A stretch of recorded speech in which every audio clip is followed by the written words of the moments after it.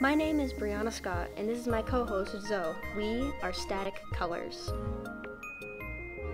What we'll be going over in this series is how LGBT representation is shown in children and adult cartoons and animation.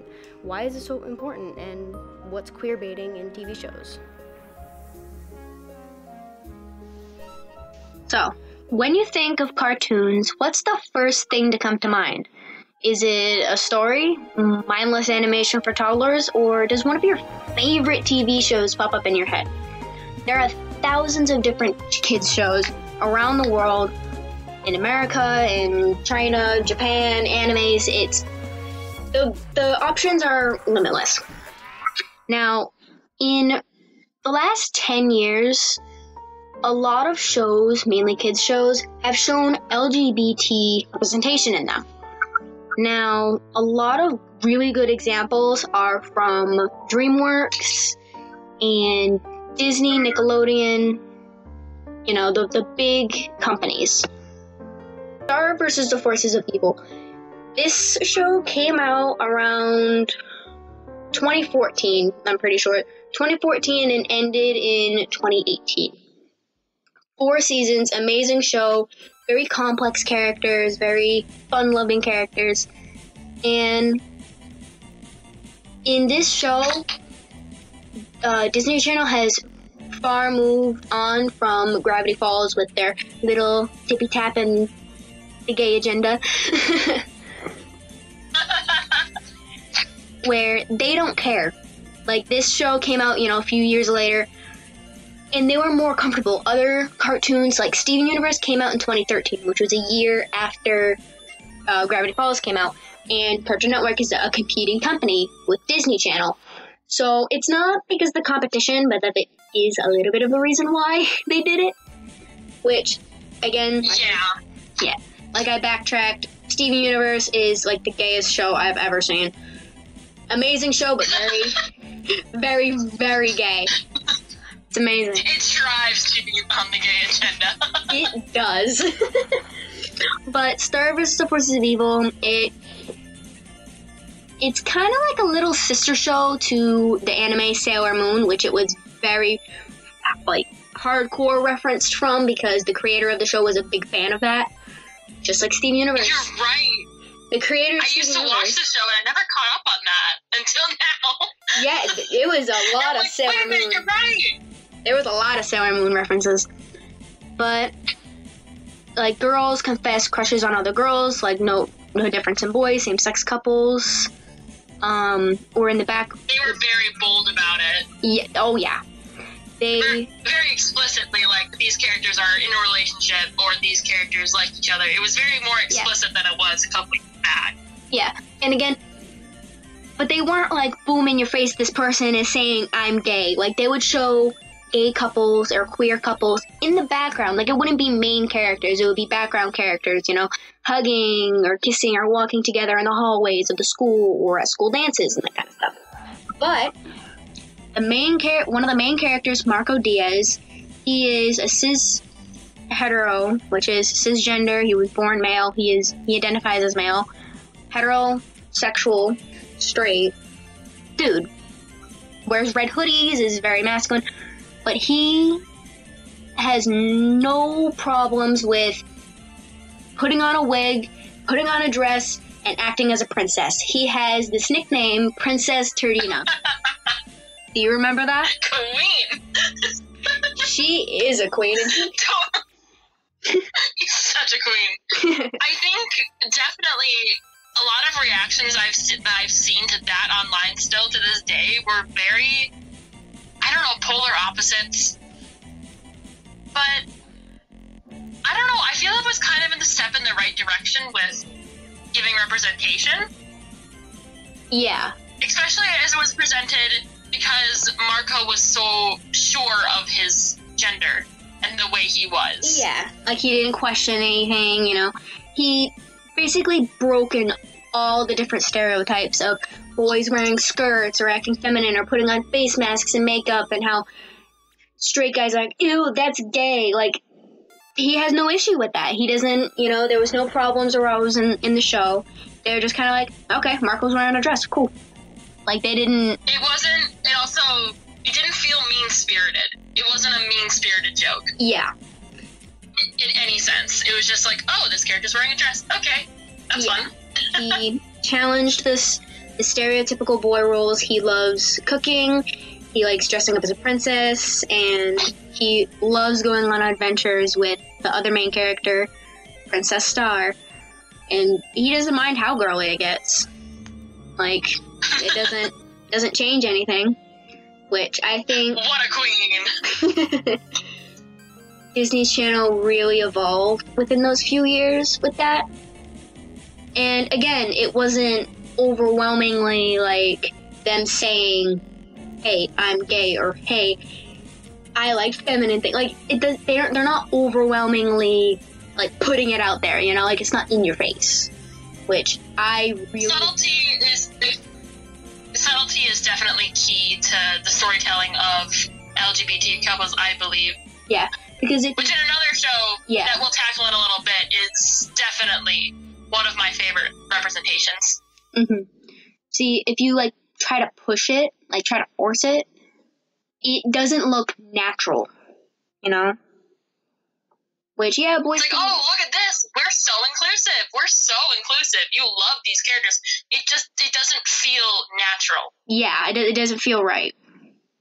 And, just like a character that was originally written to be gay, forced into a straight role because of copyright issues, or, you know, because of the rights. Like, it doesn't look natural, which another, like, a big example of that would have to be Voltron.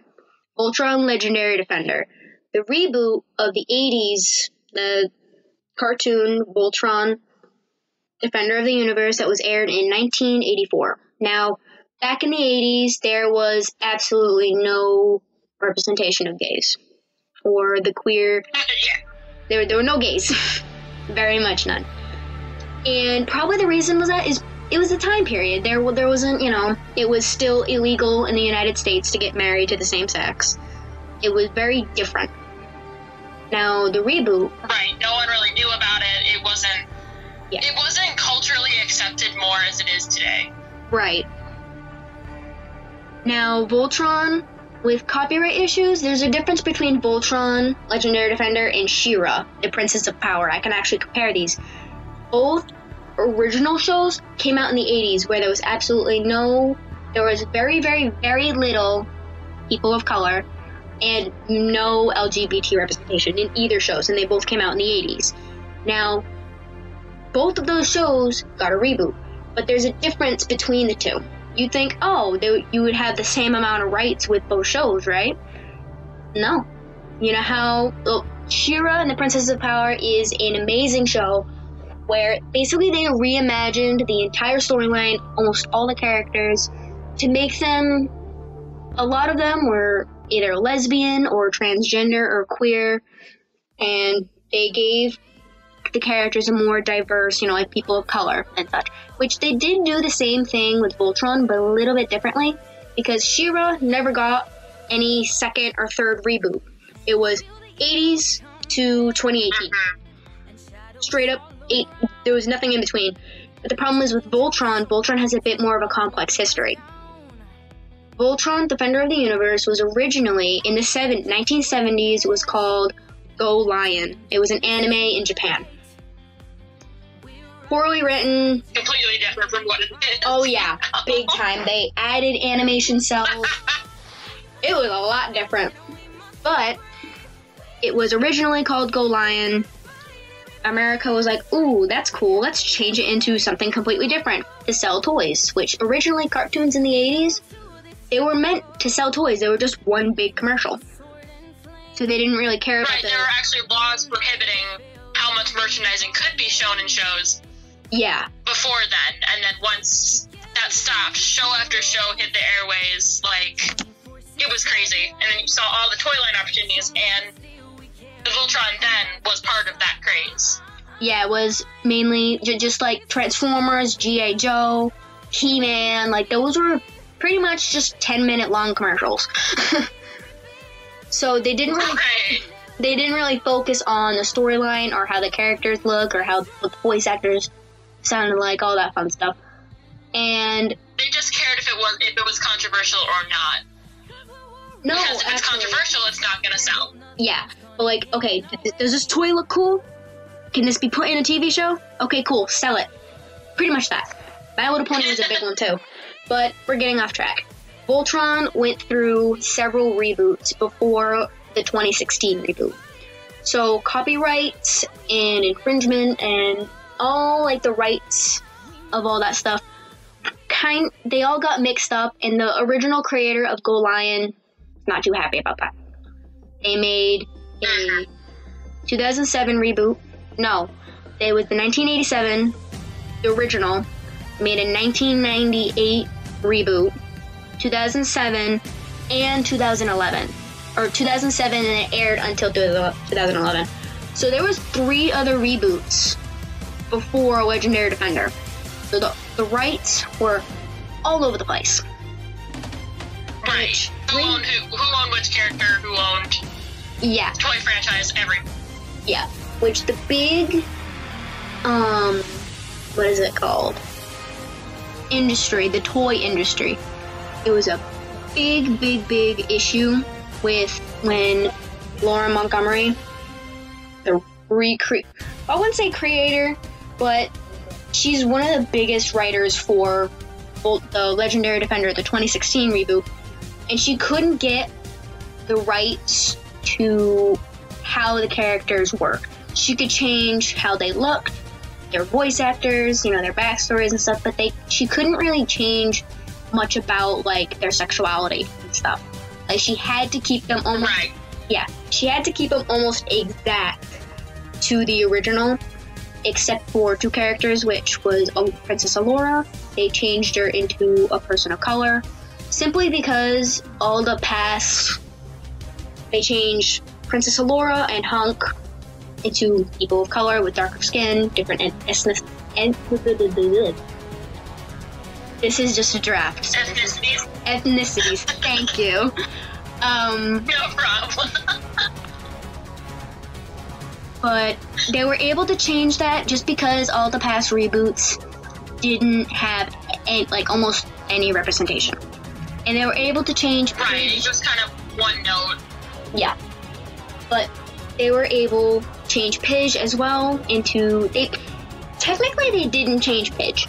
What they did was they changed her backstory and making her female and making her into a completely new character named Katie Holt, which they had completely the rights. So if they wanted to make Pidge gay, they probably could, because they have the rights to Katie Holt. They don't have the rights to the name Pidge, So trying to get characters gay in that, trying to change that up, it's harder because you don't have the copyright rights.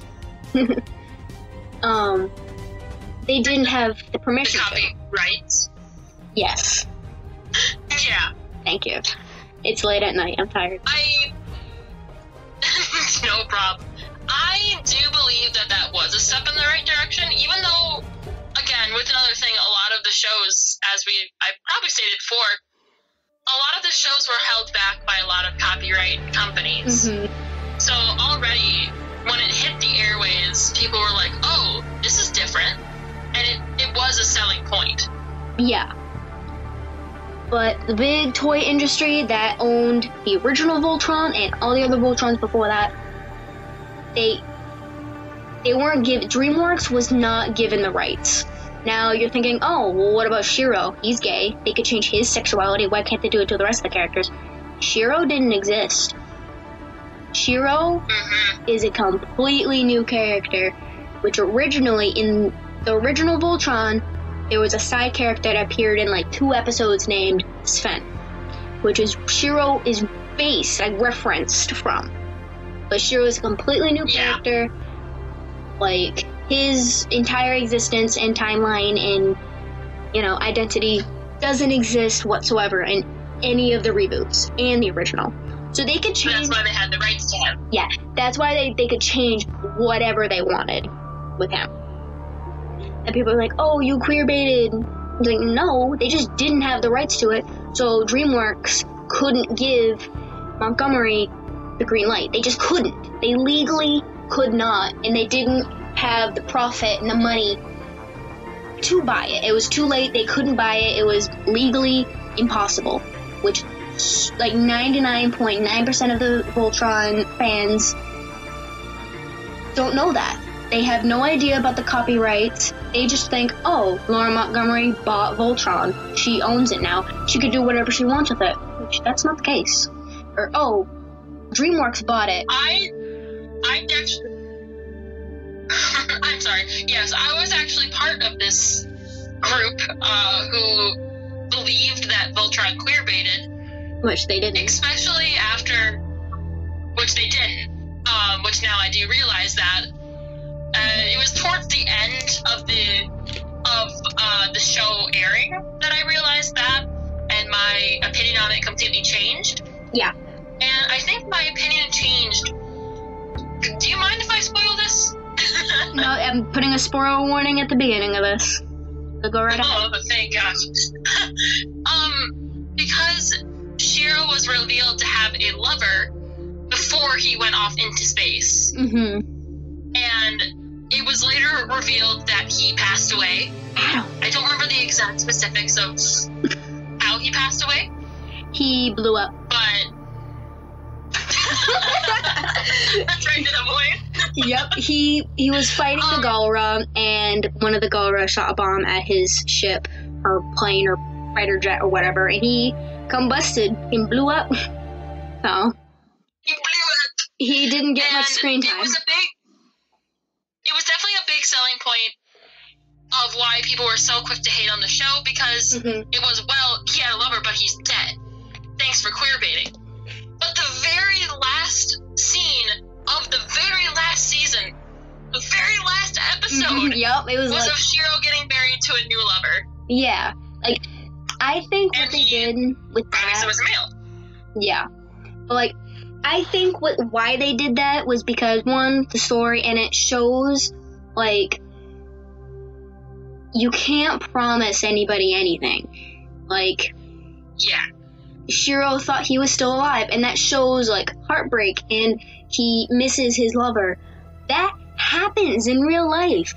Well, what are you gonna tell a war veteran? Oh, if they made a documentary and saying, oh, well, I had a lover in the past, but when I came home, he died. Like, oh, you queerbaited. What? No. There was no control over that. You can't do that. That sounds so ridiculous if it was in real life situation. But since it's a cartoon, people think it's just for money. It's like, no, that actually happens in real life. It's rare, but it does happen, you know? It was also another callback to subtlety, which I mentioned before, because Shiro was never revealed to be gay until about the middle of the running of the show. Yeah, and he didn't... And he was there all along. Yeah, he didn't outright say it in the show, again, with the subtleness. So, it was more like a lot of fans like, oh, you just plopped that in there to make the gays happy. Which is like, what? It was No, that was Dumbledore. Completely different thing. But they probably just added that last minute because they just got the idea, because they're like, oh, well, we wanted this queer ship, but we couldn't get it because of the rights. A few seasons later, oh, wait, we can use him because he has rights. You know, we can do that for them. You know, it's like, oh, well, what about this? Like turning in a homework assignment right at the last minute, you know? Like, it wasn't, you know, you didn't plan on that, but you did it. But that's the end of this podcast and episode 2 of Adult Cartoons, and how they address representation and how they put it out there without getting a negative response is coming up next. Stay tuned.